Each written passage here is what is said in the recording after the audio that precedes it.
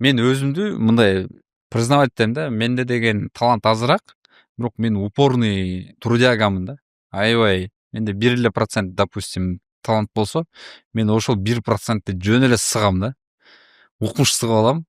Берки упорный труд, тиги дисциплина менен бүт график жазып алып туруп, ошол жака жаман урам да. Мисалы мен жакшы билем, я хороший сценарист. Мен жакшы жазам, тамашаны жакшы жазам, жакшы чувствовать этем.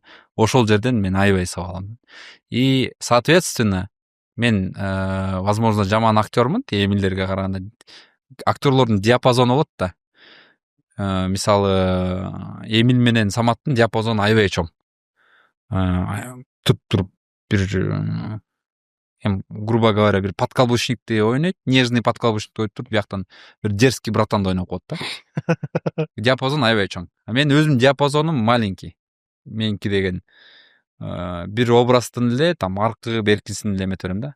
Мен сценарист болуп туруп, ошол диапазонума өзүмө ылайыктуураак кылып жазып алам да.